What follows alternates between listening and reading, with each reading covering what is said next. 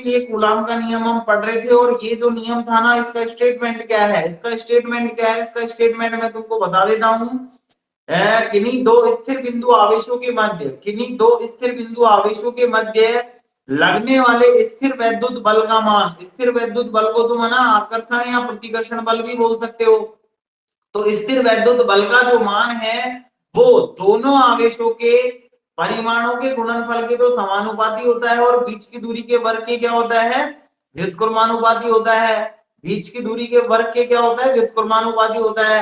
फिर तुमने क्या किया था कि दो आवेश लिए थे, एक तो Q1 आवेश लिया था और दूसरा Q2 आवेश लिया था। एक तो Q1 आवेश था, दूसरा Q2 आवेश था, और दोनों के बीच की जो दूरी थी ना, तुमने स्मॉल r मानी थी।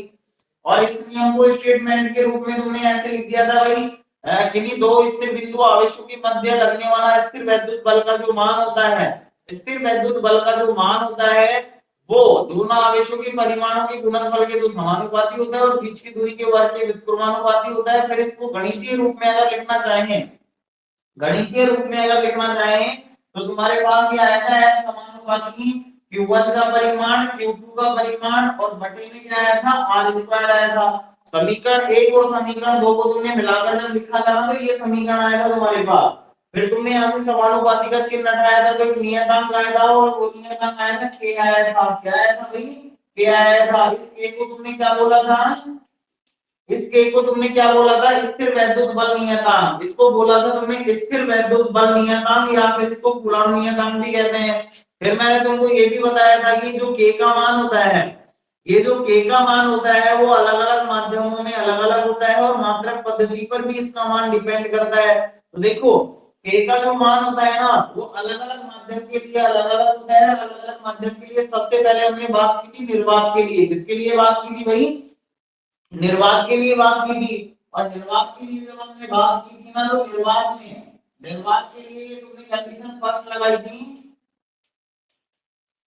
कंडीशन फर्स्ट तुमने निर्वात के लिए की थी, और निर्वात के लिए तुमने वहां पे लिखा था के का जो मान होता है निर्वात के लिए 1/4 पाई एप्सिलॉन नॉट होता है। क्या होता है, के लिए जो के का मान होता है वो 1/4 पाई एप्सिलॉन नॉट होता है। एप्सिलॉन नॉट को वहां पे निर्वात की विद्युतशीलता बोली थी। और निर्वात की विद्युतशीलता की परिभाषा क्या पड़ी थी भाई, निर्वात में विद्युत बल रेखाओं के पाए जाने की क्षमता।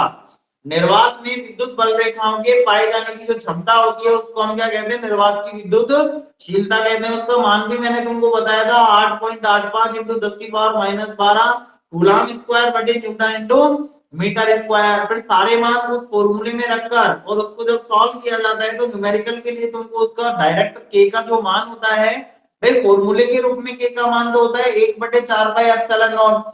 जब सारे मान इसमें रखे और इसको जब सॉल्व करेंगे ना, तो हमारे पास गणितीय जो वैल्यू इसकी आती है, गणितीय जो मान इसका आता है वो आता है 9 × 10⁹ 9 × 10⁹ ये तुमको सभी स्टूडेंट को पता होना चाहिए, क्योंकि आगे न्यूमेरिकल जब सॉल्व करेंगे, आगे के जो न्यूमेरिकल है उनको जब हम सॉल्व करेंगे ना, तो ये सारी की सारी वैल्यू हमको याद होनी चाहिए, वो वहां पे काम में आएंगी, ये सवाल में हमको दी नहीं जाएंगी, ध्यान रखना।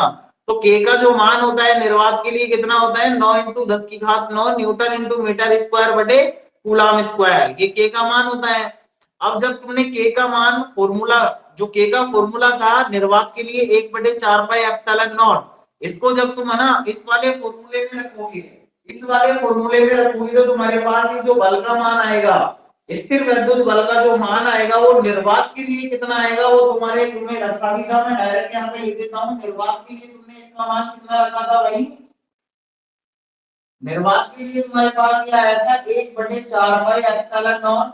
1/4 पाई एप्सिलॉन नॉट ओनली किसका मान है, के का मान होता है निर्वात के लिए, ध्यान रखना। एप्सिलॉन नॉट यहाँ पे क्या होता है, निर्वात की विद्युतशीलता होती है।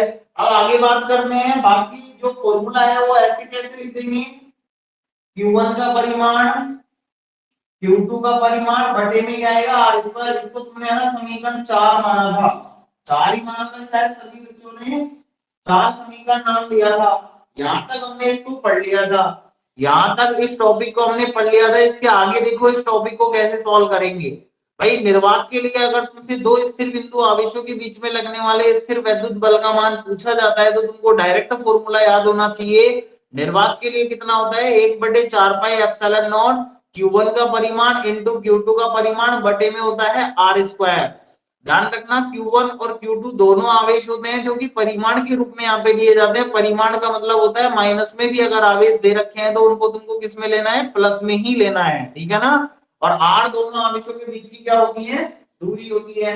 इसके बाद में क्या करेंगे, इसके बाद हम कंडीशन सेकंड लगाएंगे, और कंडीशन सेकंड किसके लिए लगाएंगे, माध्यम के लिए लगाएंगे। किसके लिए लगाएंगे भाई, माध्यम के लिए लगाएंगे। तो देखो माध्यम के लिए इसका मान कितना होगा, माध्यम के लिए f का जो मान होगा वो क्या होगा भाई, यहाँ पे इसको शायद समीकरण तुमने 3 नाम दिया था, 3 ही दिया था ना, हमारा समीकरण नंबर 4 था, और इसके नीचे जो निर्वात के लिए हमारा फॉर्मूला आया था वो समीकरण 5 था। मैंने इनको वही समीकरण इसलिए नाम लिए हैं क्योंकि हम जो आगे लिखेंगे ना, नोट्स जो बनाएंगे उसमें इन्हीं समीकरणों के आधार पर हम बनाएंगे। तो ये समीकरण 4 है और ये वाला समीकरण 5 है। यहाँ पे समीकरण 4 वाला जो फॉर्मूला है ना वो एक जनरल फॉर्मूला है, ये सभी के लिए लागू होगा। लेकिन अगर इसी फॉर्मूले को हम निर्वात के लिए लिखते हैं तो निर्वात के लिए फॉर्मूला हो जाएगा हमारा 1/4 पाई एप्सिलॉन नॉट Q1 का परिमाण Q2 का परिमाण बटे में R स्क्वायर। ये मान तुमको डायरेक्ट याद होने चाहिए, ध्यान रखना ये जो फॉर्मूले हैं वो डायरेक्ट तुमको याद होना चाहिए, ये वाला फॉर्मूला। अब देखो इसी फॉर्मूले को हम माध्यम के लिए लिखेंगे।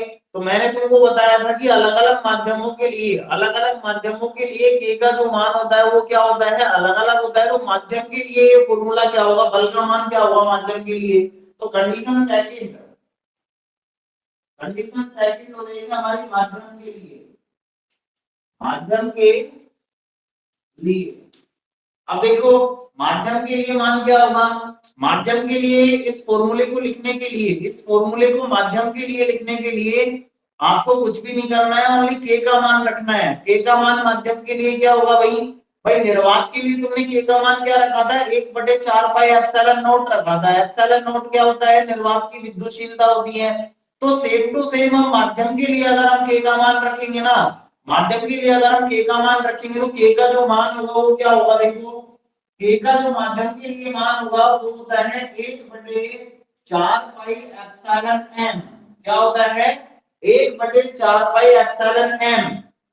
भाई यहाँ पे एप्सिलॉन m को हम क्या बोलेंगे, एप्सिलॉन m का मतलब होता है यहाँ पे मीडियम, मीडियम का मतलब होता है माध्यम, और यहाँ पे एप्सिलॉन m को, पूरे एप्सिलॉन m को हम क्या बोलेंगे, माध्यम की विद्युतशीलता। क्या बोलेंगे भाई, माध्यम की विद्युतशीलता।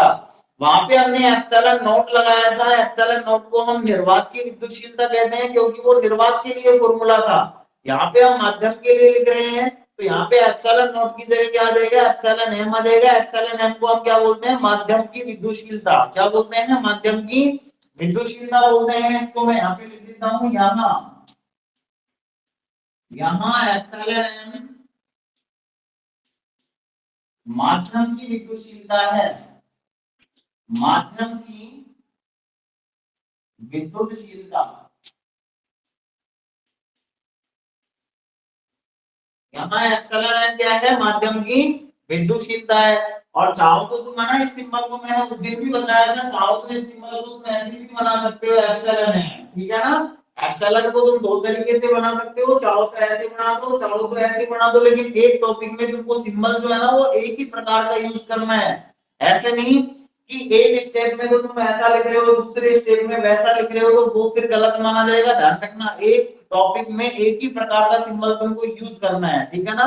चाहो तो ये वाला कर दो, चाहो तो वो वाला कर दो, उससे कोई फर्क नहीं पड़ेगा। तो देखो आगे ये एप्सिलॉन m तो क्या हो गया, माध्यम की विद्युतशीलता हो गई। अब बात ये आती है कि एप्सिलॉन m जो होता है ना, एप्सिलॉन m होता है, इसका मान क्या होता है, एप्सिलॉन m का जो मान होता है वो क्या होता है और इसकी परिभाषा क्या होती है। तो सबसे पहले हम इसकी परिभाषा की बात कर लेते हैं। माध्यम की जो विद्युतशीलता होती है इसकी परिभाषा क्या होती है, माध्यम की विद्युतशीलता की परिभाषा क्या होती है, देखो भाई निर्वात की जो विद्युतशीलता थी उसकी परिभाषा तुमने ये पढ़ी थी कि निर्वात में विद्युत बल रेखाओं के पाए जाने की क्षमता क्या कहलाती है, निर्वात की विद्युतशीलता। और माध्यम में विद्युत बल रेखाओं के पाए जाने की क्षमता क्या कहलाएगी, माध्यम की विद्युतशीलता कहलाएगी। ध्यान रखना माध्यम की विद्युतशीलता किसे कहते हैं, माध्यम में विद्युत बल रेखाओं के पाए जाने की क्षमता, माध्यम में विद्युत बल रेखाओं के पाए जाने की क्षमता क्या कहलाती है, माध्यम की विद्युतशीलता कहलाती है। अब एक चीज ये ध्यान रखना भाई निर्वात के लिए जो निर्वात की विद्युतशीलता थी एप्सिलॉन नॉट, उसका मान फिक्स था 8.85 इंटू 10 की पावर -12 न्यूटन कूलम स्क्वायर बटे न्यूटन इंटू मीटर स्क्वायर। लेकिन एप्सिलॉन एम जो होता है ना, एप्सिलॉन एम होता है उसका मान अलग अलग माध्यम के लिए, जैसे पानी के लिए अलग होगा, कांच के लिए अलग होगा और वायु के लिए अलग होगा। ध्यान रखना, अलग अलग माध्यम के लिए, अलग अलग माध्यम के लिए एप्सिलॉन एम का जो मान होता है वो अलग अलग होता है। क्या होता है? अलग अलग होता है। और वो अलग अलग कितना कितना होता है उसको हम बाद में पढ़ेंगे। अभी के लिए तो तुमको ये ध्यान रखना है कि भाई एप्सिलॉन एम माध्यम की विद्युतशीलता है, एप्सिलॉन एम यहाँ पे माध्यम की विद्युतशीलता है, इसका मान अलग अलग माध्यमों के लिए अलग अलग होता है। तो देखो अब यहाँ पे के का जो फॉर्मूला आ गया माध्यम के लिए वो आया है 1/4 पाई एप्सिलॉन एम। इस मान को अगर हम समीकरण 4 में रखेंगे, अगर इस मान को हम समीकरण 4 में रखेंगे तो ये फॉर्मूला किसके लिए बन जाएगा? माध्यम के लिए बन जाएगा। रखो, देखो समीकरण 4 में मान रखने के बाद, समीकरण 4 में मान रखने पर, मान अगर रखेंगे ना तो ये माध्यम के लिए, मैं इसको एम लगा देता हूं, एम का मतलब है मीडियम के लिए यानी कि माध्यम के लिए बल का जो मान होगा वो हमारा क्या होगा? देखो माध्यम के लिए जो हमारा मान होगा ना, के का मान जो रखोगे 1/4 पाई एप्सिलॉन एम, और इंटू में क्या आ जाएगा? Q1 का परिमाण इंटू में Q2 का परिमाण बटे में क्या आ जाएगा? आर स्क्वायर आ जाएगा, बटे में क्या आ जाएगा? आर स्क्वायर आ जाएगा।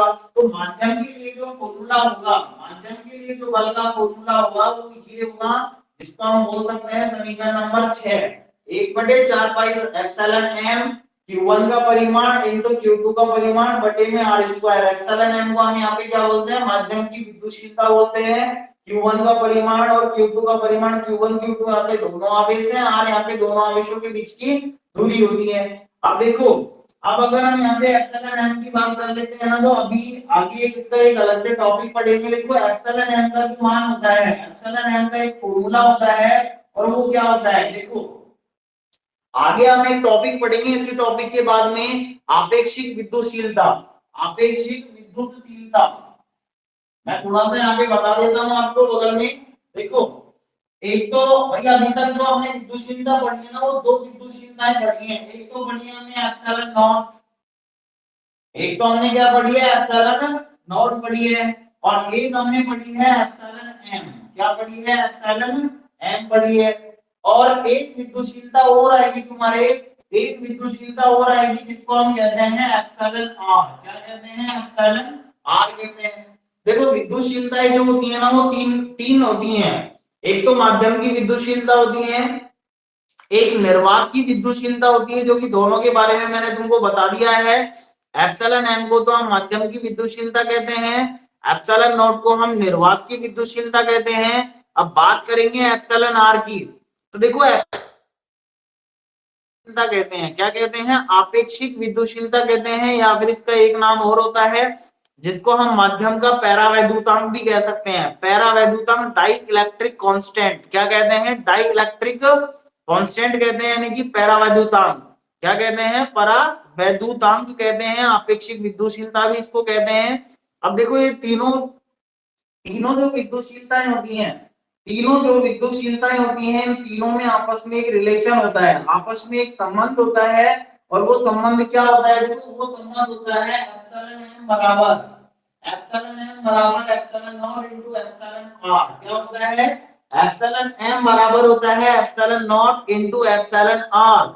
यानी कि यहाँ पे निर्वात की विद्युतशीलता और आपेक्षिक विद्युतशीलता दोनों का जो गुणनफल होता है वो माध्यम की विद्युतशीलता के बराबर होता है। तो यहाँ पे हमारे पास एक फॉर्मूला आता है एप्सिलॉन एम का, और एप्सिलॉन एम का फॉर्मूला क्या आता है? एप्सिलॉन एम बराबर आता है epsilon naught into epsilon R.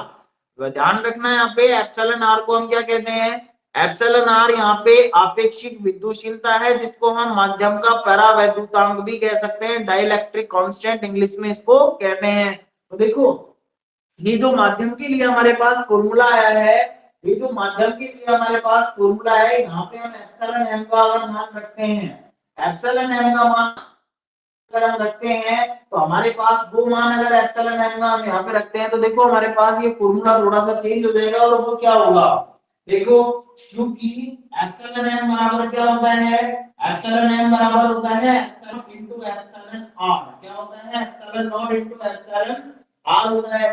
तो देखो एप्सिलॉन एम का मान के लिए हमको दो चीजों की आवश्यकता पड़ेगी, एक तो एप्सिलॉन नॉट की जो कि मान फिक्स होता है, बिल्कुल फिक्स होता है, इसका मान 8.85 into 10 की पावर -12 और कूलम्ब स्क्वायर बटे न्यूटन इनटू मीटर स्क्वायर।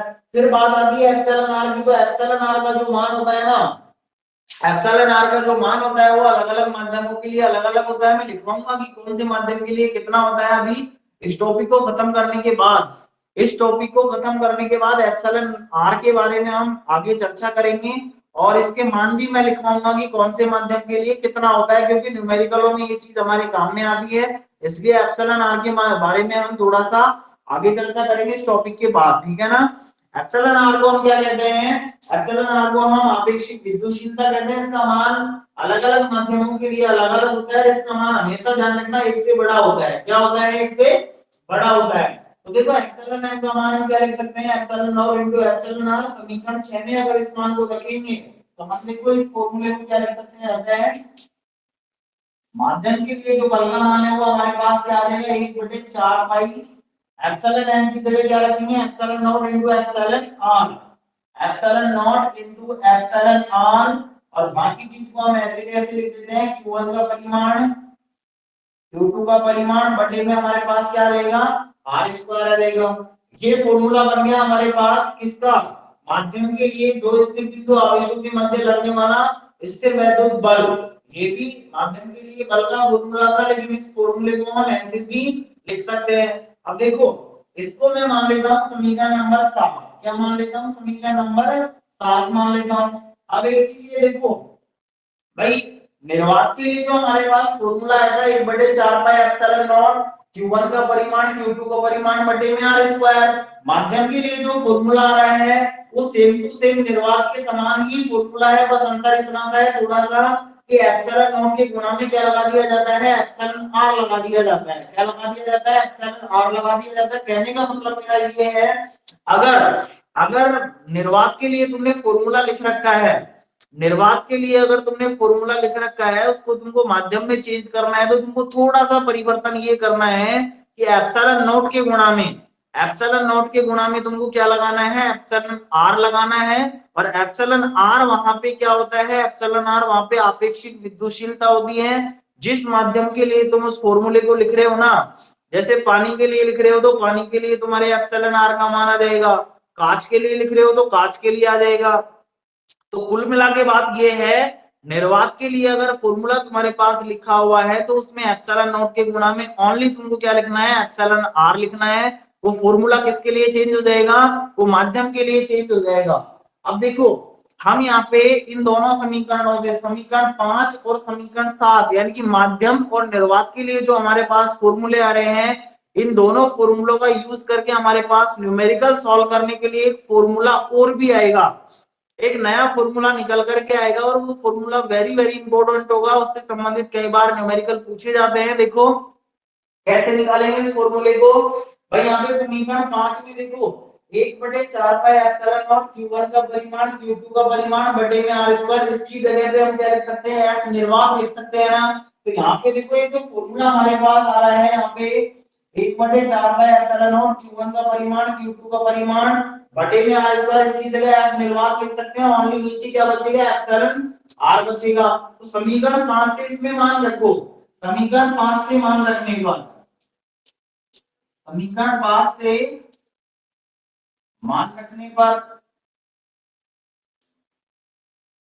समीकरण 5 से अगर मान रखेंगे ना तो हमारे पास माध्यम के लिए जो फॉर्मूला आएगा, माध्यम के लिए जो फॉर्मूला आएगा बल का वो क्या आ जाएगा। इसकी जगह तो हम समीकरण 5 से क्या लिख सकते हैं एफ निर्वात लिख सकते हैं ना, एफ निर्वात। और बटे में हमारे पास क्या रहेगा एप्सिलॉन आर रहेगा, क्योंकि एप्सिलॉन आर यहाँ पे बचा हुआ है तो एप्सिलॉन आर रहेगा। अब देखो हम एप्सिलॉन आर को अगर इधर की तरफ ले जाते हैं वज्र गुणा करके और एफ माध्यम को अगर नीचे की तरफ लेकर आते हैं ना, तो हमारे पास निर्वात और माध्यम के लिए जो बल का फॉर्मूला आता है दोनों का जो अनुपात आता है वो किसके बराबर आता है। इस फॉर्मूले को हम सॉल्व करके और ऐसा लिख सकते हैं एफ निर्वात, एफ निर्वात बटे में एफ माध्यम बराबर हमारे पास क्या आएगा एप्सिलॉन एम आ जाएगा, क्या आ जाएगा वो सॉरी एप्सिलॉन आर आएगा। अब देखो हमने क्या क्या है, हमने क्या किया है एप्सिलॉन आर को तो इधर की तरफ ले गए, एप्सिलॉन एम को हम इधर की तरफ लेकर आए, तो दोनों का जो अनुपात आएगा निर्वात और माध्यम के लिए जो बल है, निर्वात और माध्यम के लिए जो बल है ना, दोनों का जो अनुपात है, दोनों का जो अनुपात है वो हमारे पास किसके बराबर आ रहा है एप्सिलॉन आर के बराबर आ रहा है। एप्सिलॉन आर को हम क्या कहते हैं माध्यम का परावैद्युतांक, क्या कहते हैं माध्यम का परावैद्युतांक, वैद्युतांक कहते हैं। अब देखो ये जो फॉर्मूला हमारे पास आया है ये वेरी वेरी इंपॉर्टेंट फॉर्मूला है, डायरेक्ट तुमको याद करना है, डायरेक्ट फॉर्मूला तुमको याद होना चाहिए। और ये जो फॉर्मूला है ना वो न्यूमेरिकल में हमारे बहुत काम में आएगा। इसका मतलब क्या है, इसका मतलब हमारे पास ये है कि निर्वात में दो स्थिर बिंदु आवेशों के मध्य लगने वाला बल और माध्यम में दो स्थिर बिंदु आवेशों के मध्य लगने वाले बल, दोनों का जो अनुपात होगा ना निर्वात और माध्यम में जो बल का अनुपात है वो हमेशा किसके बराबर होगा, परावैद्युतांक यानी कि आपेक्षिक विद्युतशीलता के बराबर होगा। किसके बराबर होगा, परावैद्युतांक या फिर माध्यम का परावैद्युतांक या फिर विद्युतशीलता के वो आपेक्षिक विद्युतशीलता के बराबर होगा। ये फॉर्मूला तुमको देखो एप्सिलॉन आर का जो मान होता है ना, यहाँ पे तीन इस फॉर्मूले में तीन राशियां आ रही हैं, एक तो आपेक्षिक विद्युतशीलता आ रही है, एक माध्यम के लिए बल आ रहा है, एक निर्वात के लिए बल आ रहा है। कोई भी दो मान देगा और एक मान तुमसे पूछ लेगा, कोई भी दो मान देगा और एक मान तुमसे क्या करेगा पूछ लेगा।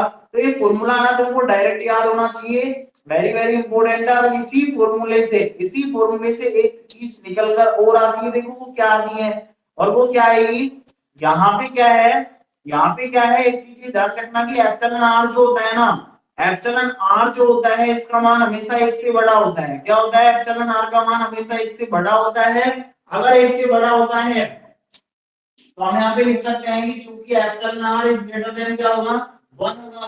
अगर एप्सिलॉन आर का मान, अगर एप्सिलॉन आर का मान 1 से बड़ा होता है तो एप्सिलॉन आर के बराबर में क्या है निर्वात और माध्यम के लिए बल का अनुपात है।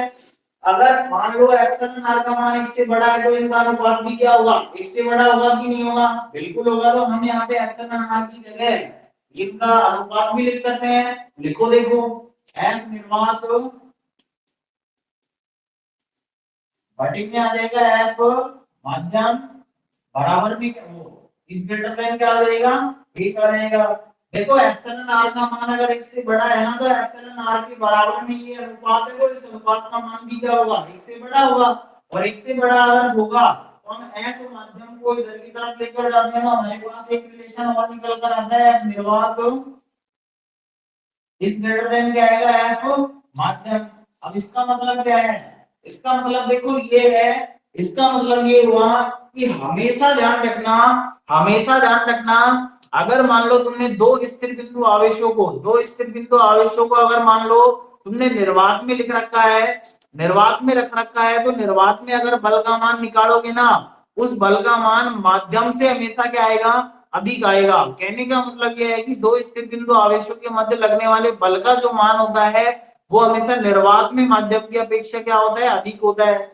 जो कि हमारे सामने है माध्यम की अपेक्षा निर्वात में लगने वाले बल का मान क्या होगा ज्यादा होगा, ज्यादा होगा। हमेशा ये ध्यान रखना निर्वात में लगने वाले बल का मान हमेशा क्या होगा ज्यादा होगा माध्यम की अपेक्षा। तो कल जो तुमने उतार लिया था यहाँ पे टॉपिक ये समाप्त होता है। तुमने कल यहाँ समीकरण 5 तक इसको उतार लिया था, 5 तक तुमने इसको नोट कर लिया था, 5 के बाद कंडीशन सेकंड से तुमको उतारना है और इसको पूरे को उतार दो, पूरे को फटाफट से उतार दो। फिर आगे हम टॉपिक पढ़ेंगे माध्यम के लिए, यहाँ से उतारना स्टार्ट करो फटाफट से। चलो सभी ने उतार लिया था, इसके नीचे एक लाइन लिखो। फिर ये जो लास्ट में फॉर्मूला है ना इसके नीचे लाइन लिखो। लाइन क्या लिखनी है, देखो निर्वात में हमेशा बल का मान माध्यम की अपेक्षा क्या होगा ज्यादा होगा, ये ध्यान रखना, हमेशा ध्यान रखना माध्यम की अपेक्षा निर्वात में लगने वाले बल का मान क्या होता है ज्यादा होता है, हमेशा ये ध्यान रखना। कई बार तुमसे पूछा जा सकता है न्यूमेरिकल के रूप में, लिखो इसमें, लिखिए भाई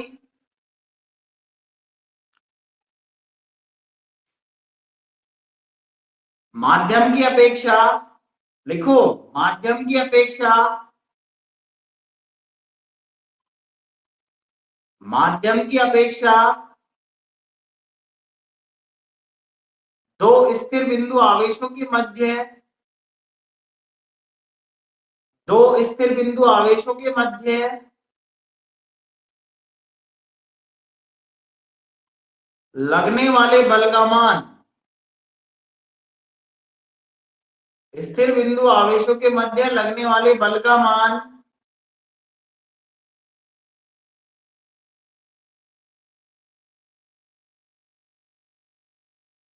निर्वात में अधिक होता है, निर्वात में अधिक होता है,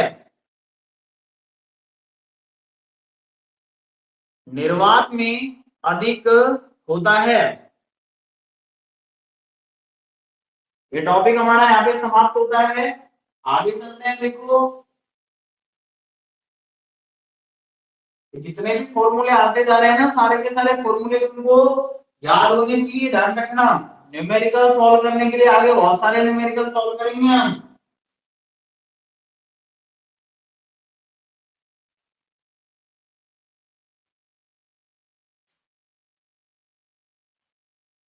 अब पॉइंट डालना है आपको, पॉइंट लिखना है आपेक्षिक विद्युतशीलता,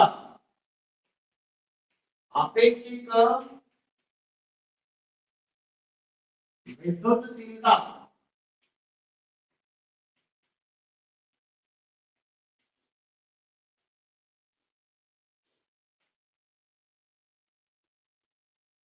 आपेक्षिक विद्युतशीलता चाहो तो इसके कोष्टक में एप्सिलॉन आर भी लिख देना।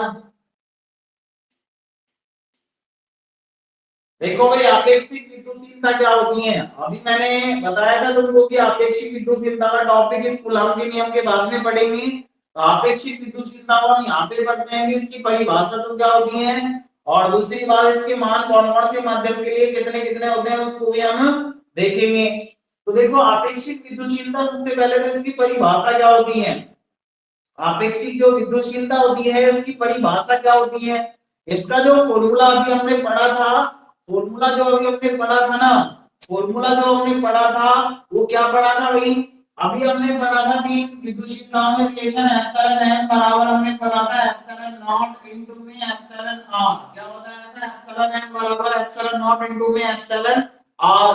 अब ये जो फॉर्मूला है यहाँ से अगर हम एप्सिलॉन आर का मान निकालेंगे ना, एप्सिलॉन आर का मान अगर हम निकालेंगे तो हमारे पास ये फॉर्मूला निकल कर के आएगा, एप्सिलॉन आर बराबर होगा एप्सिलॉन एम बटे में क्या आएगा, एप्सिलॉन में नॉट आएगा। आएगा कि नहीं आएगा भाई, हमारे पास एप्सिलॉन आर का जो मान आएगा, फॉर्मूला जो आएगा वो क्या आएगा, एप्सिलॉन एम बटे में एप्सिलॉन नॉट। तो यहाँ पे इसकी परिभाषा अगर हम बोलना चाहते हैं तो इसकी परिभाषा है ना भाई, मैंने तुमको बताया था कि निर्वात में विद्युत बल रेखाओं के पाए जाने की क्षमता को हम निर्वात की विद्युतशीलता कहते हैं, माध्यम में विद्युत बल रेखाओं के पाए जाने की क्षमता को हम माध्यम की विद्युतशीलता कहते हैं। दोनों के मात्रक भी मैंने तुमको बताए थे भाई, दोनों के एप्सिलॉन एम और एप्सिलॉन नॉट की जो मात्रक है ना वो दोनों के समान होंगे, और समान क्या क्या होते हैं, कूलम्ब स्क्वायर बटे न्यूटन इनटू मीटर स्क्वायर होता है। अब देखो बात ये आती है कि एप्सिलॉन आर की जो परिभाषा है वो भी उसी तरीके से होगी क्या, उसी तरीके से बिल्कुल भी नहीं होगी। ध्यान रखना है एप्सिलॉन आर की जो परिभाषा होगी ना वो इस फॉर्मूले पे बेस आएगी, यानी कि माध्यम की विद्युतशीलता, माध्यम की विद्युतशीलता और निर्वात की विद्युतशीलता का जो अनुपात होता है भाई, माध्यम की विद्युतशीलता और निर्वात की विद्युतशीलता का जो अनुपात होता है वही क्या कहलाएगा, आपेक्षिक विद्युतशीलता कहलाएगी। आपेक्षिक विद्युतशीलता की जो परिभाषा होती है वो क्या होती है, माध्यम की विद्युतशीलता और निर्वात की विद्युतशीलता का जो अनुपात होता है ना उसी को हम क्या कहते हैं, आपेक्षिक विद्युतशीलता कहते हैं। दूसरी बात, ये तो परिभाषा की बात हो गई, फॉर्मूला हो गया। अब एक चीज ये भी ध्यान रखना, आपेक्षिक विद्युतशीलता को हम माध्यम का परावैद्युतांक भी कहते हैं। क्या कहते हैं, माध्यम का परावैद्युतांक, माध्यम का परावैद्युतांक भी कहते हैं। और आवश्यकता पड़ने पर, आवश्यकता पड़ने पर एक चीज ये भी ध्यान रखना, आवश्यकता पड़ने पर हम इस आपेक्षिक विद्युतशीलता को एप्सिलॉन आर के द्वारा तो व्यक्त करते ही करते हैं, इसको आवश्यकता पड़ने पर हम के द्वारा भी व्यक्त कर सकते हैं। किसके द्वारा भी कर सकते हैं, के द्वारा भी व्यक्त कर सकते हैं। इसका जो सिंबल है वो के द्वारा भी प्रेजेंट किया जाता है कई जगह पे, तो उस चीज से कंफ्यूज नहीं होंगे। यहाँ पे माध्यम का जो परावैद्युतांक है यानी कि आपेक्षिक जो विद्युतशीलता है, इसको हम एप्सिलॉन आर के द्वारा तो व्यक्त करते ही करते हैं। इसके अलावा हम है ना इसको के द्वारा भी व्यक्त करते हैं। किसके द्वारा करते हैं? के द्वारा भी कर सकते हैं। और दूसरी बात इसको इंग्लिश में हम कहते हैं डाइइलेक्ट्रिक कांस्टेंट। क्या कहते हैं इसको? डाइइलेक्ट्रिक कांस्टेंट कहते हैं। क्या कहते हैं भाई? डाइइलेक्ट्रिक कांस्टेंट कहते हैं इसको। के द्वारा भी व्यक्त कर सकते हैं। इसका फॉर्मूला तो ये हो गया, परिभाषा भी हो गई। दूसरी बात इसको दूसरे शब्दों में हम क्या कहते हैं? माध्यम का परावैद्युतांक, और आवश्यकता पड़ने पर इसको के सिंबल के द्वारा भी व्यक्त किया जा सकता है। अब देखो इस फॉर्मूले के बाद में बात क्या आती है कि इसका मात्रक क्या होता है? मात्रक क्या होती है और विमा क्या होती है? तो आपेक्षिक विद्युतशीलता, आपेक्षिक। भाई यहाँ पे क्या है, ये जो फॉर्मूला है ना, ये जो फॉर्मूला तुम्हारे सामने लिखा हुआ है, यहाँ पे एप्सिलॉन आर का जो मान है ना, वो एप्सिलॉन एम बटे एप्सिलॉन नॉट के बराबर में है। इस फॉर्मूले में ऊपर एप्सिलॉन नॉट, एप्सिलॉन एम आ रहा है जो कि माध्यम की विद्युतशीलता है, और एप्सिलॉन नॉट आ रहा है जो कि निर्वात की विद्युतशीलता है। अभी मैंने तुमको थोड़ी देर पहले बताया था कि इन दोनों का जो मात्रक होता है ना, इन दोनों का जो मात्रक होता है वो समान होता है। और वो क्या होता है भाई? दोनों का मात्रक होता है कूलॉम स्क्वायर बटे न्यूटन इनटू मीटर स्क्वायर। अब दोनों के अगर मात्रक समान होंगे, दोनों के अगर मात्रक समान होंगे तो ऊपर और नीचे दोनों मात्रक आपस में कैंसिल होंगे। और दोनों मात्रक अगर आपस में कैंसिल होंगे ना, तो ध्यान रखना एप्सिलॉन आर जो होता है ना, वो एक मात्रकहीन और विमाहीन राशि होती है। मात्रक ही नहीं होगा तो इसकी विमा भी नहीं होगी, इसलिए इसको मात्रकहीन और विमाहीन राशि बोलेंगे। ना तो इसकी विमा होगी और ना ही इसका मात्रक होगा। तो ध्यान रखना एप्सिलॉन आर यानी कि माध्यम का जो परावैद्युतांक होता है, ये एक मात्रकहीन और विमाहीन राशि होती है। एप्सिलॉन आर का कोई मात्रक नहीं होता है और ना ही इसकी कुछ विमा होती है। अब देखो इसका जो मान होता है ना, इसका जो मान होता है वो अलग अलग माध्यमों के लिए क्या होता है? अलग अलग होता है। वो कितना कितना होता है?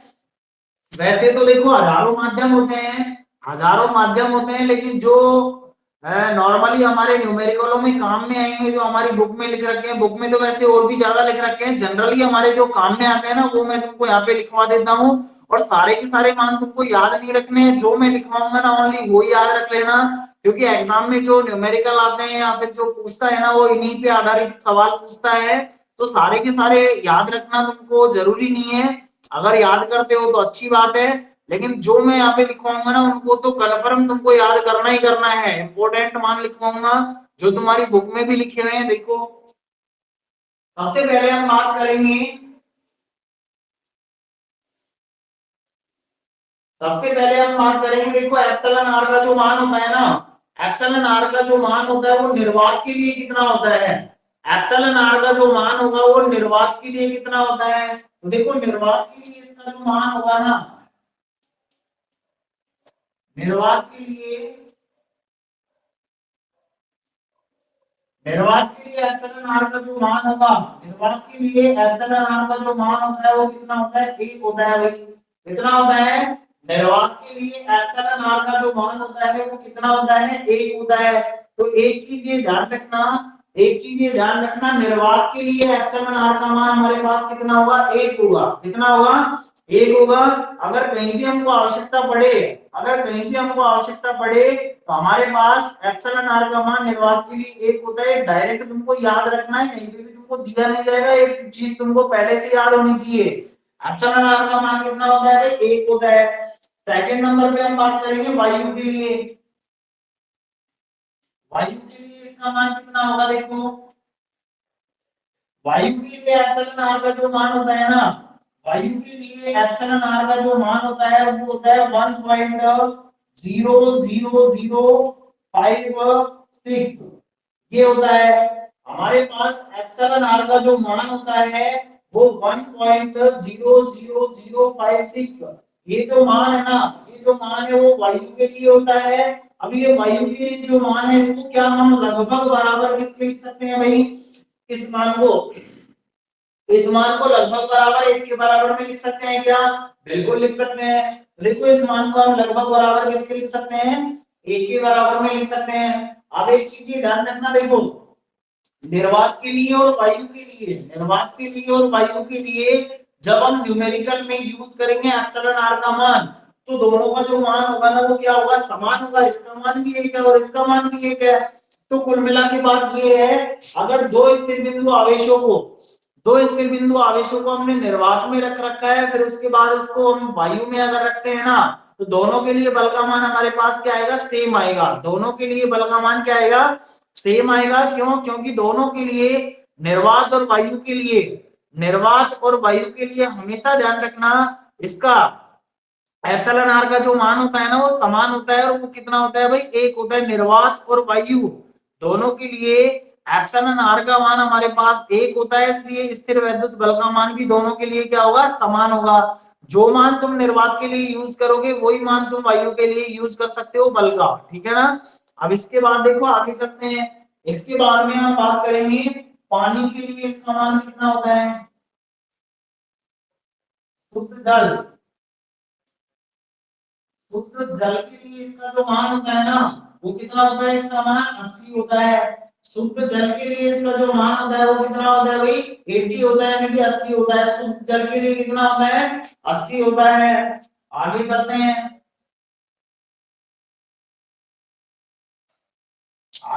हैं, शुद्ध जल के लिए तो कितना होता है, 80 होता है। और चालक वस्तुओं के लिए, चालक का मतलब कोई सी भी धातु हो सकती है, चालक वस्तुओं के लिए,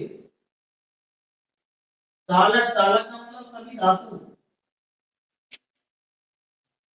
धातु, इसके लिए कितना होता है, अनंत होता है। चालक के लिए कितना होता है भाई, अनंत होता है। तो ये मान तुमको ना याद रखने हैं, ये मान तुमको याद रखने हैं एप्सिलॉन आर का। एप्सिलॉन आर के ये जो मान है वो न्यूमेरिकलों में हमारे काम में आएंगे, और इनको तुमको याद रखने हैं डायरेक्ट। ये सारे मान तुमको पता होना चाहिए भाई, इनके लिए कितना होता है, इसके लिए कितना होता है, सारे मान तुमको पता होना चाहिए। निर्वात और वायु के लिए एप्सिलॉन आर का मान समान होता है। और very very important, very very जो इंपॉर्टेंट है ना, इनमें सबसे इंपॉर्टेंट कौन सा है, चालक के लिए।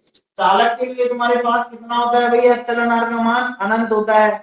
चालक के लिए एप्सिलॉन आर का मान कितना होता है, अनंत होता है। अब देखिए मैं तुमसे एक क्वेश्चन पूछता हूँ, उसका आंसर मुझे बताना, ध्यान से सुनना है तुमको। क्वेश्चन क्या है, क्वेश्चन तुमको ध्यान से सुनना है, आंसर तुमको बताना है। देखो क्वेश्चन क्या है, क्वेश्चन ये है, सपोज करो कि यहाँ पे दो स्थिर बिंदु आवेश रखे हुए हैं, यहाँ पे एक तो है Q1 और दूसरा है Q2। दोनों की जो बीच की दूरी है ना, दोनों के बीच की जो दूरी है वो सपोज करो यहाँ पे स्मॉल आर है। कितनी है भाई, स्मॉल आर है। और दूसरी बात, ये दोनों के दोनों आवेश कहाँ पे रखे हुए हैं, निर्वात में रखे हुए हैं। कहाँ पे रखे हुए हैं, निर्वात में रखे हुए हैं। यानी कि दोनों आवेशों के मध्य कोई भी माध्यम नहीं है, यहाँ पे निर्वात है, वायु भी नहीं है, क्या है, निर्वात है। इस कंडीशन में मैं तुमसे कहता हूँ कि इन दोनों आवेशों के बीच में लगने वाले बल का जो मान है ना, दोनों आवेशों के बीच में लगने वाले बल का जो मान है वो सपोज करो 8 न्यूटन है। कितना है भाई, 8 न्यूटन है। मैं तुमसे पूछता हूँ भाई, निर्वात में दो आवेश रखे हुए हैं, दोनों के बीच की दूरी मैंने तुमको 8 दे रखी है, और यहाँ पे इन दोनों आवेशों के बीच में लगने वाले बल का मान मैंने तुमसे कह दिया कि 8 न्यूटन है। कितना है भाई, 8 न्यूटन है। अब मैं तुमसे क्या कहता हूँ, अब मैं तुमसे ये पूछता हूँ कि अगर इन दोनों आवेशों के मध्य, अगर मैं निर्वात को हटाकर, मैंने यहाँ पर सपोज करो कोई तांबे की प्लेट रख दी। क्या रख दी भाई, तांबे की प्लेट रख दी। क्या रख दी भाई, तांबे की प्लेट रख दी। अब मुझे ये बताओ कि इस बल का मान कितना होगा। पहले मैंने दोनों आवेशों के बीच में निर्वात रख रखा था, तो बल का मान मेरे पास 8 न्यूटन था। अब मैंने क्या कर दिया, Q1 और Q2 जो आवेश थे ना, इनके मध्य मैंने एक तांबे की प्लेट रख दी। इसका आंसर मैं तुमको बता देता हूँ। देखो भाई करना क्या है, अभी मैंने तुमको बताया कि चालक, का मतलब सभी धातुओं के लिए एप्सिलॉन आर का मान कितना होता है, अनंत होता है। कितना होता है, अनंत होता है, ध्यान रखना। और मैंने अभी तुमसे बताया भी था कि भाई इंपॉर्टेंट है, वेरी वेरी इंपॉर्टेंट। इस पे आधारित कई बार एक नंबर के जो छोटे प्रश्न आते हैं ना, उनमें पूछता है वो। देखो भाई यहाँ पे दोनों आवेशों के बीच में तुमने क्या रख दिया, तांबा रख दिया। तांबे का मतलब यहाँ पे क्या है, चालक। का मतलब क्या है, यहाँ पे तुमने दोनों आवेशों के बीच में पहले तो निर्वात था, बाद में तुमने माध्यम रख दिया, यानी कि धातु की प्लेट रख दी। पहले तो दोनों आवेशों के बीच में निर्वात था, अब तुमने क्या कर दिया, माध्यम रख दिया, और माध्यम के लिए फॉर्मूला क्या होता है, माध्यम के लिए फॉर्मूला मैंने तुमको बताया था 1/4 pi epsilon naught into epsilon R, Q1 का परिमाण इनटू Q2 का परिमाण, और बटे में क्या होता है, R स्क्वायर होता है।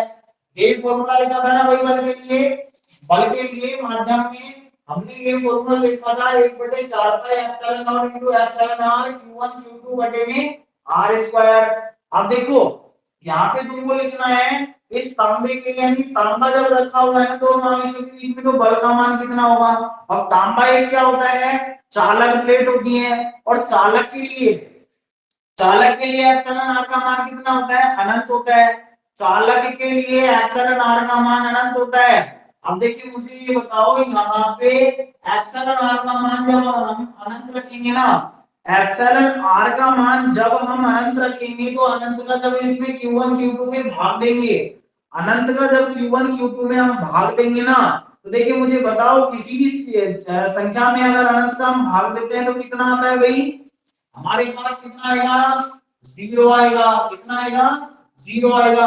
भाई यहाँ पे एप्सिलॉन आर का जो मान होगा वो चालक के लिए यानी कि तांबे के लिए अनंत होगा, और अनंत जब उस फॉर्मूले में हम मान रखेंगे ना, अनंत जब मान रखेंगे तो अनंत का भाग देने पर वहां पे हमारे पास बल का मान कितना आएगा, जीरो। तो इसका आंसर होगा जीरो। कितना होगा इसका आंसर, जीरो होगा। तो इस तरीके से तुमको ध्यान रखना है, इस तरीके से तुमको ध्यान रखना है, अगर दोनों आवेशों के मध्य में हमने कोई चालक वस्तु यानी कि धातु अगर रख दी तो चालक वस्तु रखते ही वहां पे बल का जो मान होगा ना वो कितना होगा, जीरो होगा। बल का मान कितना होगा, जीरो होगा, क्योंकि एप्सिलॉन आर का मान वहां पे उसके लिए कितना होगा, अनंत होगा, और अनंत अगर तुम रखोगे ना तो वहां पे आंसर हमारे पास कितना आएगा, जीरो आएगा। अब इसको नोट करो फटाफट से। पहले तो टॉपिक लिखना है तुमको आपेक्षिक विद्युतशीलता। आपेक्षिक विद्युतशीलता लिखने के बाद लिखो, इसमें डैश करके लिखना है इस टॉपिक में, आपेक्षिक विद्युतशीलता में माध्यम की विद्युतशीलता, माध्यम की विद्युतशीलता कोष्टक में लिख देना एप्सिलॉन एम। माध्यम की विद्युतशीलता कोष्टक में लिखना है एप्सिलॉन एम,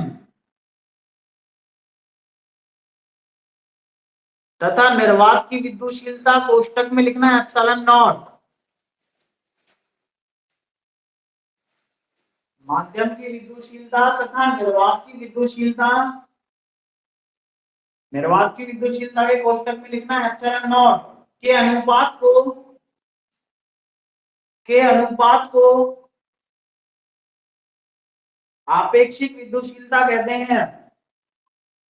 के अनुपात को आपेक्षिक विद्युतशीलता कहते हैं।